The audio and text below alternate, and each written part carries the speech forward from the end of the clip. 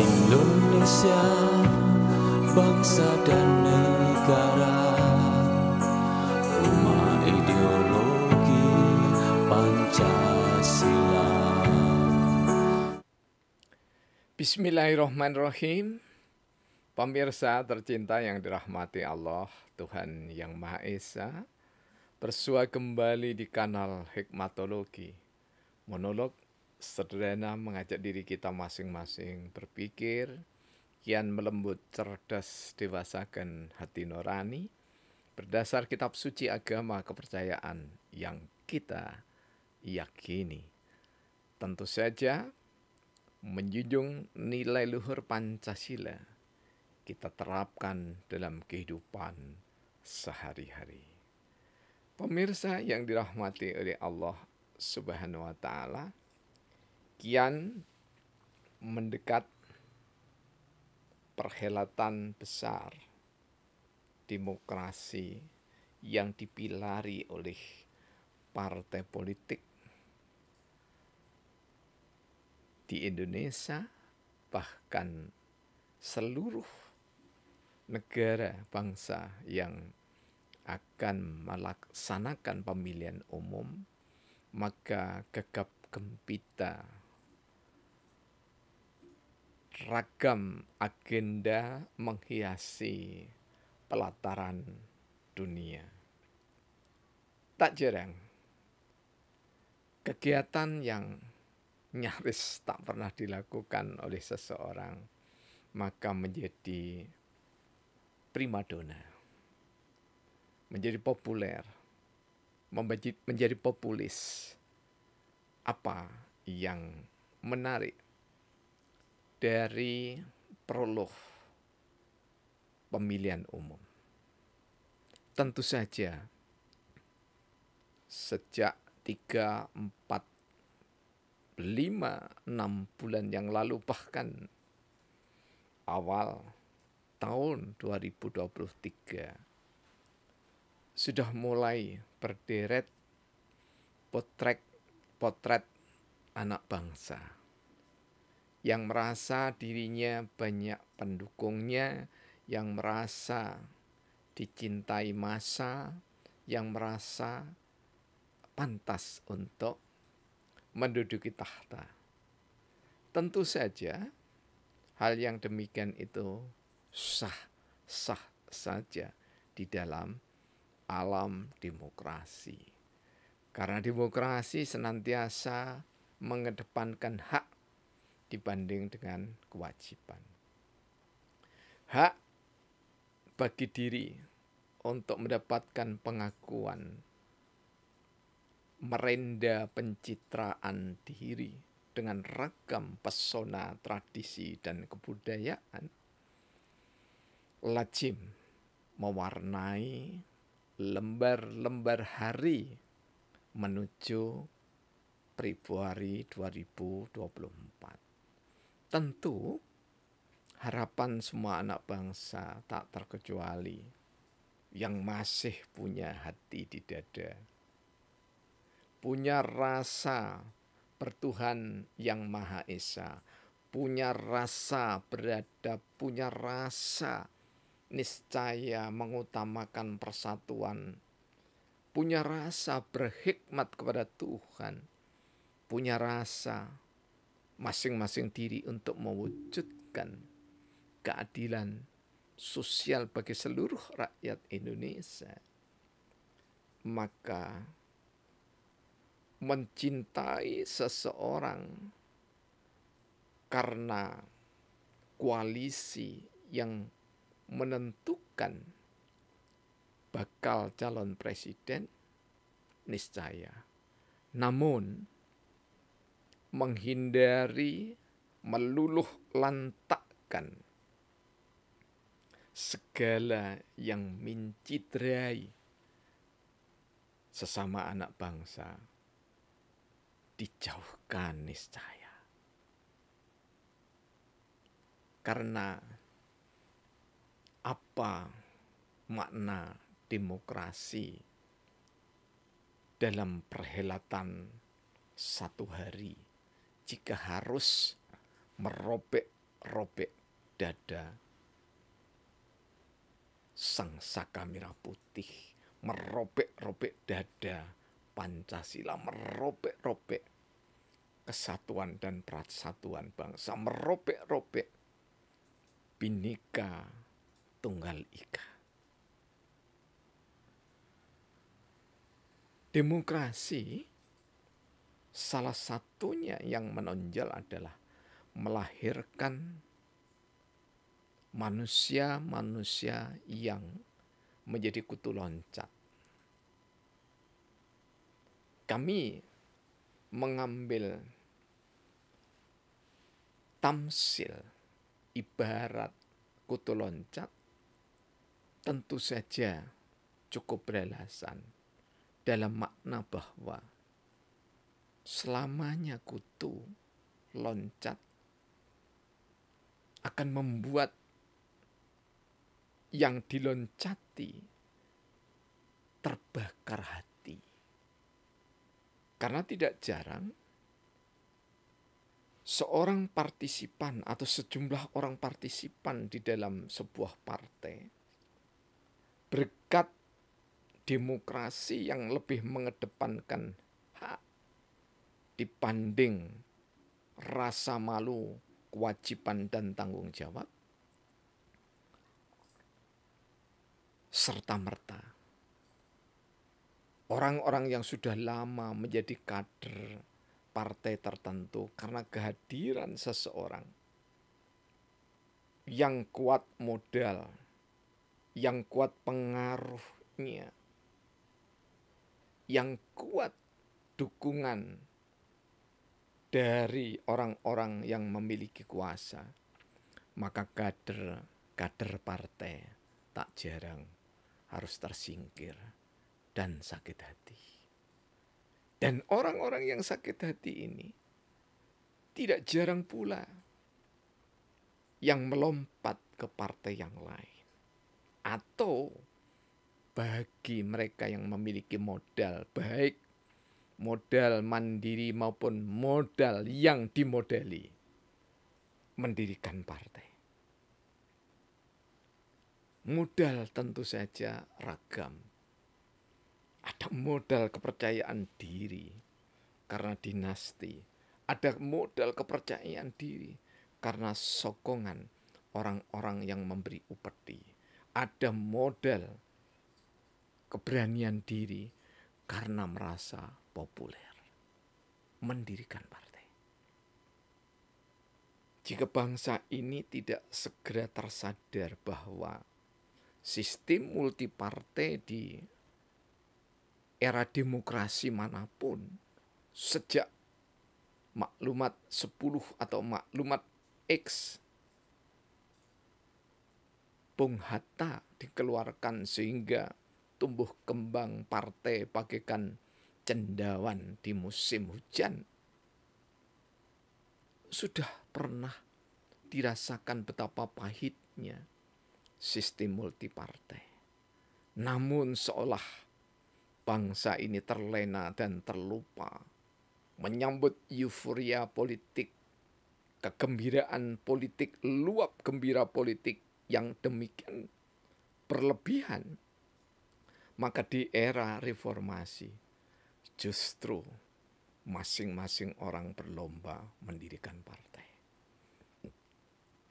Sementara mendidik anak bangsa mulai dari PAUD, pendidikan usia dini, sampai dengan perguruan tinggi, semua dibatasi. Padahal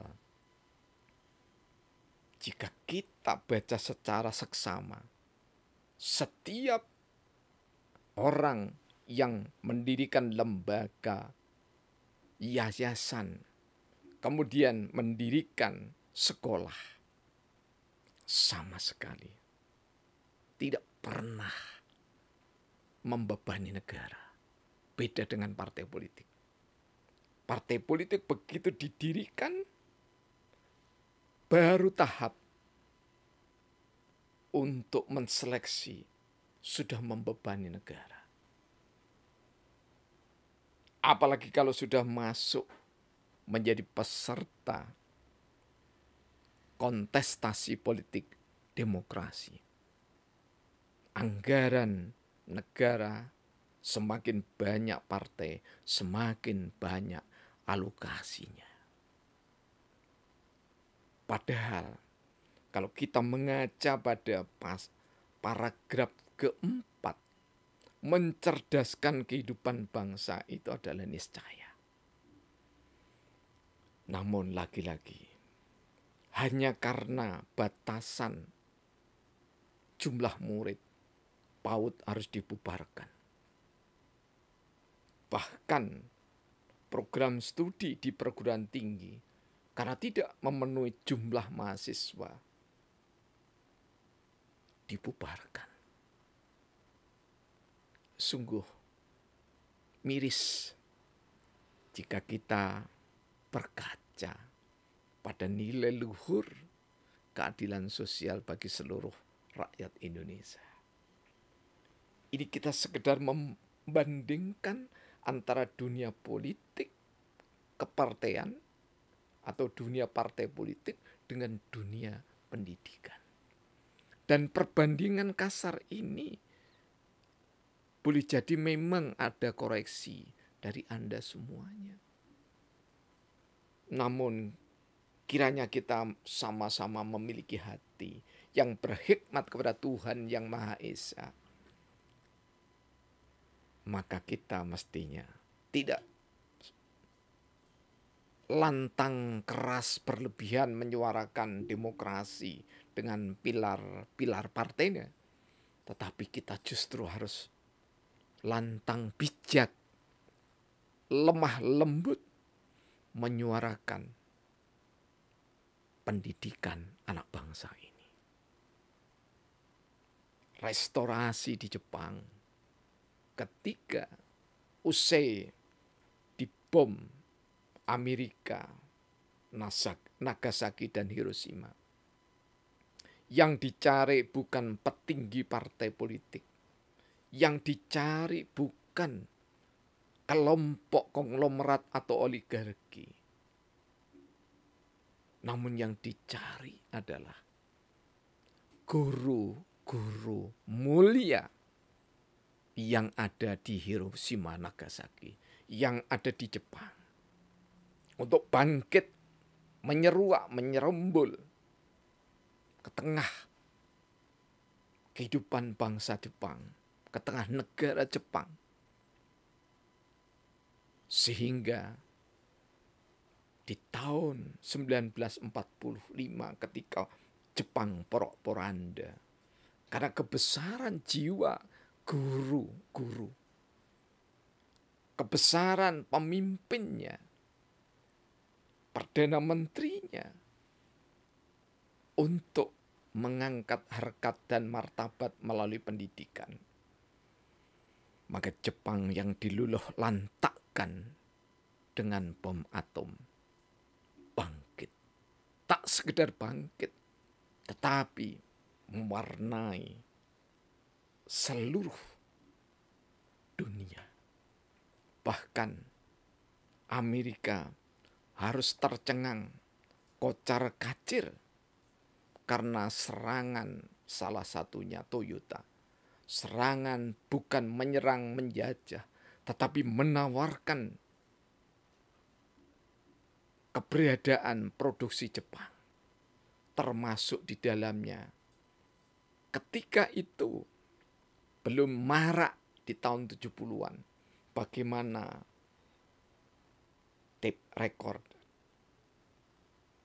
merajai dunia.